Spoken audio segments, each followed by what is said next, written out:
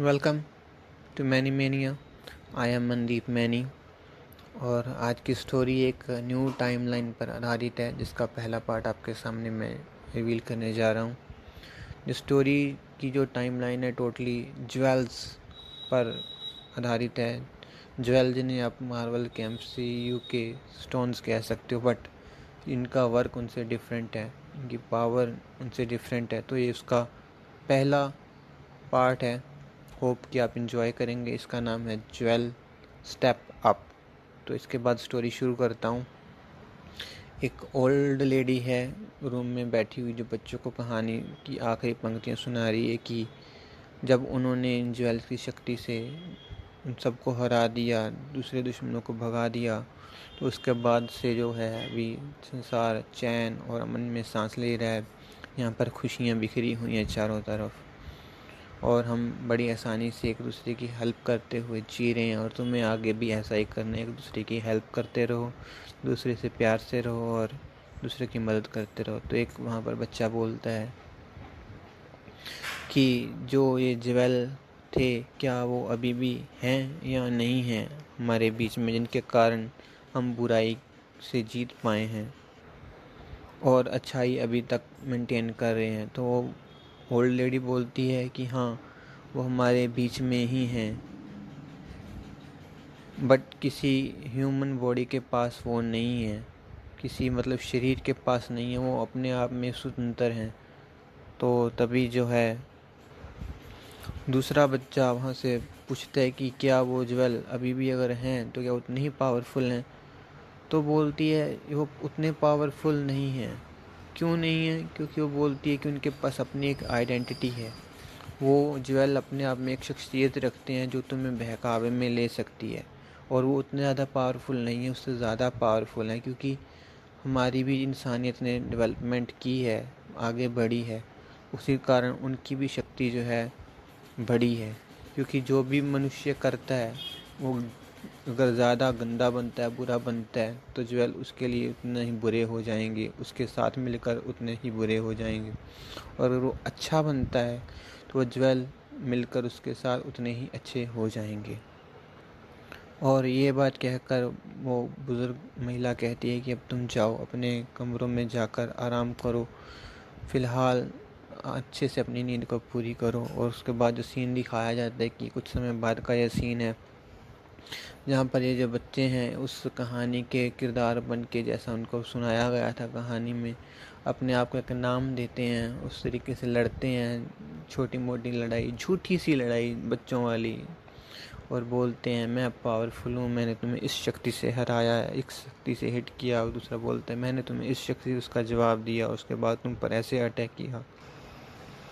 कुछ बच्चे इस चीज़ को वहाँ पर मज़ा ले रहे होते हैं, आनंद ले रहे होते हैं कि बच्चों के साथ पेरेंट्स भी जो होते हैं, कैसे बच्चे खेल रहे हैं, कैसे इस चीज़ को इतना सीरियस लेकर चल रहे हैं। तो कुछ उन्हीं के फ्रेंड उन्हें बुली कर रहे होते हैं कि वो सिर्फ एक कहानी थी, तुम जो ये कर रहे हो वो सच नहीं हो सकता। और लेकिन कुछ जो होते हैं वाकई में उस कहानी के किरदारों में ही अपने किरदार को चुनते हैं, उसे जीने जैसा लगता है कि हम जी रहे हैं उस सिचुएशन को। बच्चों की मेंटालिटी ऐसी ही होती है। उसके बाद फिर से ओल्ड लेडी बाहर आती है ढेर सारी कुकीज़ लेकर सभी के लिए, और बच्चे सभी कुकीज़ खाते हैं। उसके बाद जो भी सीन आता है, फिर 10-12 साल बाद का सीन आता है। यहाँ पर जो बच्चे हैं बड़े हो चुके हैं और वो उस कहानी को एज ए कहानी ट्रीट कर रहे हैं। अब वो वाला हल्ला गुल्ला नहीं होता स्टोरी को लेकर, सबकी अपनी अपनी ज़िंदगी एक तरह से चल रही है और सभी आगे कमाने के लिए कोशिश कर रहे हैं, अपने पेरेंट्स के लिए, अपने जीवन के लिए, अपनों के लिए, अपने टाउन के लिए। उनकी ज़िंदगी में भी वो कहानी बस एक बचपन की कहानी बनी हुई है।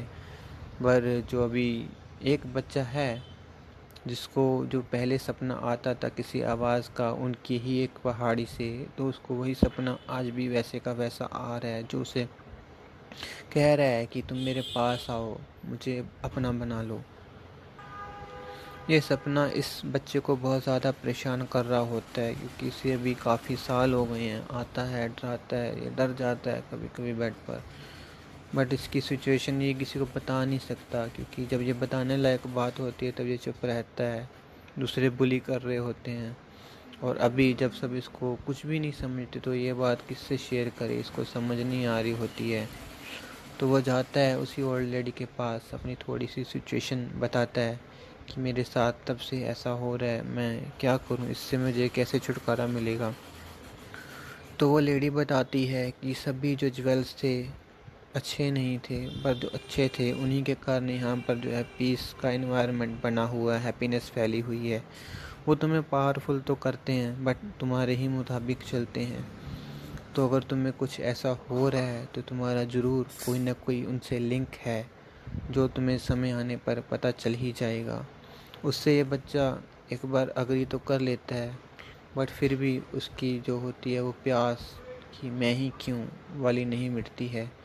तो फिर कुछ समय के बाद ही ये सभी जो है ग्रुप बच्चों का अभी बड़े हो चुके हैं, तो अपने साथ एक कैंपिंग प्लान करते हैं कि दूसरे जो छोटे बच्चों के साथ इन्हें पहाड़ी पर जाना, उसी पहाड़ी पर जिस सर से इसको आवाज़ें आती हैं।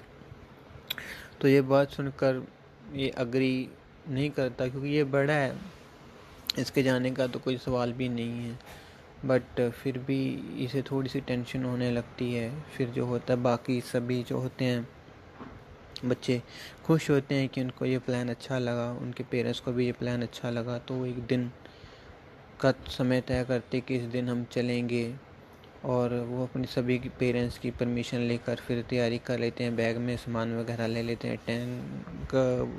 टेंट्स वगैरह बनाने का, खाने पीने का थोड़ा सा सामान ले लेते हैं। और इसको जाना ही पड़ता है मजबूरी में, क्योंकि इसका जो भाई है एक, वो काफ़ी छोटा है, वो अपना ख्याल इतने अच्छे से नहीं रख सकता जंगल से। बट क्योंकि उसको पेरेंट्स को पता है कि अगर बाकी बच्चे चले जाएंगे तो इसका भी यहाँ पर मन नहीं बहलेगा, तो उसके लिए इसे कहते हैं कि तुम चले जाओ इसके साथ एक बार। ये जाना नहीं चाहता बट ये मना नहीं कर सकता, भाई इसको भी अपना प्यारा है, और पेरेंट्स का कहा मान कर ये वहाँ से चलता है। फिर कुछ समय के बाद, घंटों के बाद का सफ़र तय करते हुए, ये हंसी खेलते हुए, कूदते हुए, मस्ती मजाक करते हुए बच्चे बच्चों के साथ वहाँ पर उस पहाड़ी के पास पहुँच जाते हैं। अभी जो है शाम से रात वाला समय शुरू हो रहा है।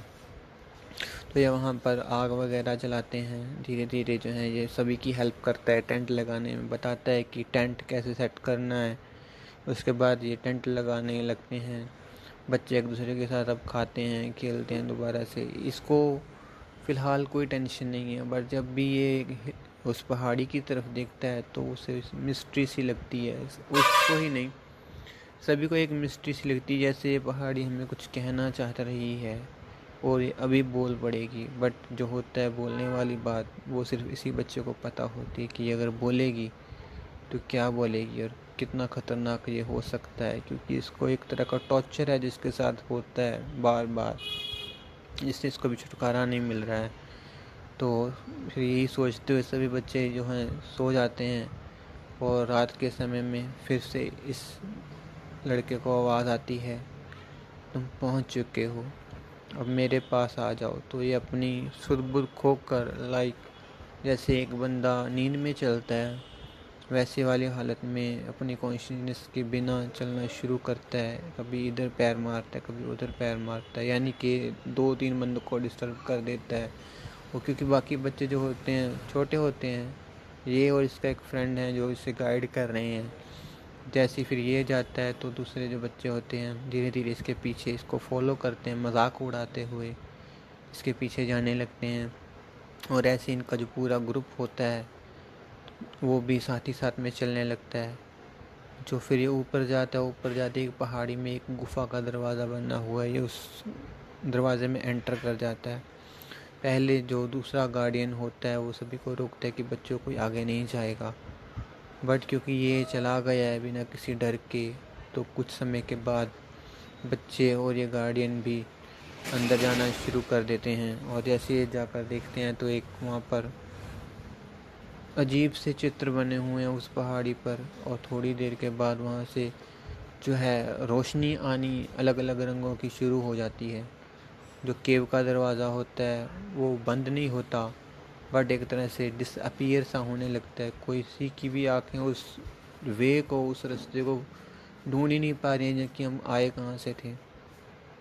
और फिर धीरे धीरे जो होता है इसका जो छोटा भाई होता है, जिसकी वजह से इसको यहाँ पर आना पड़ा, वो आके अपने भाई की उंगली पकड़ता है। तो ये दोबारा अपनी कॉन्शियसनेस में आता है, देखता है और थोड़ा सा शौक होता है कि मैं कहाँ आ गया हूँ। तो उसका भाई बोलता है कि आपको इस गुफ़ा के बारे में कैसे पता था, क्या आप पहले यहाँ पर आ चुके हो। ये उस टाइम पे कुछ नहीं बोल पाता है, खुद इतना ज़्यादा ये शौक में होता है कि मैंने ये कभी सोचा नहीं था कि मैं यहाँ पर आऊँगा, और ख़ुद मैं इसे जो है यहाँ पर ढूंढूंगा और सबके सामने लाऊंगा।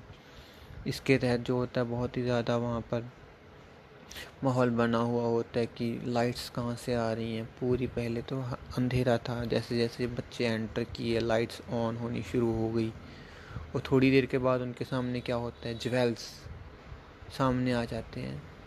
अलग अलग रंगों के, अलग अलग शेप्स में ज्वेल्स इनके एक एक करके सामने आते हैं, हवा में तैरते हैं। और जैसे ये यहाँ पर गुफा में ये सीन होता है तो वो ओल्ड लेडी जो अपने घर पर आराम से सो रही होती है, उसको कुछ होता है जिसकी वजह से वो उठती है। उसके फेस पर मल्टीपल रिएक्शंस आने शुरू हो जाते हैं। कभी वो शौक में होती है, कभी हंसने लगती है, कभी वो संतुष्ट होती है। वो ऐसा लगता है कि जैसे एक पागलों की तरह उसका दिमाग बन गया है। वो समझ नहीं पा रही है, उसे कोई देखने वाला वहाँ पर नहीं है, तो वो ज़ोर ज़ोर से हंसती है, जिसकी वजह से आसपास का जो है लोग उठते हैं देखने के लिए कि क्या हो गया। और दूसरी तरफ जो होते हैं ज्वेल्स सामने आ रहे हैं, अपनी अपनी ताकतों के साथ वहाँ पर बहुत तेज़ी से घूमना उनके सरों पर शुरू कर देते हैं। सबको पहले मज़ा आता है उन चीज़ों को देखकर, बट इस लड़के ने जो सुना था, आओ मुझे अपना बना लो, वो वाला सेंस इसको थोड़ा सा परेशान कर रहा था। उसके बाद धीरे धीरे धीरे धीरे ज्वेल्स होते हैं एक बच्चों को हिट करना शुरू करते हैं। और फिर 2 दिन के बाद का सीन दिखाया जाता है, यहाँ पर भी गांव वाले आए हैं, क्योंकि ये वापस नहीं आए हैं तो वो चिंता के कारण यहाँ पर आए हैं। और देख क्या रहे हैं कि जो हैं ग्रुप सभी बच्चे, उनकी बॉडी में से रोशनी आ रही है, उनको होश में लाया जाता है और रोशनी के बारे में पूछा जाता है, बट उन्हें कुछ भी याद नहीं है अभी। तो सभी उनको दोबारा टाउन में लेकर आते हैं और ये कहानी यहाँ पर ख़त्म हो जाती है। ये एक नई टाइमलाइन है जो आगे जाके दूसरी टाइमलाइन से कनेक्ट करेगी। इसके भी पार्ट्स हैं, ये पहला पार्ट था। पार्ट आपको ये कैसा लगा प्लीज़ कमेंट कीजिएगा। अच्छा लगा हो तो लाइक कीजिएगा, और बेहतर बना सकूँ तो भी कमेंट कीजिएगा। बाकी मेरे इस यूनिवर्स को सबके साथ शेयर कीजिए ताकि इसकी भी कोई रियलिटी जल्द से जल्द बन पाए। इसके अलावा गाइस अपना ख्याल रखिए, अपनी सेहत का ख्याल रखिए। Thank you guys.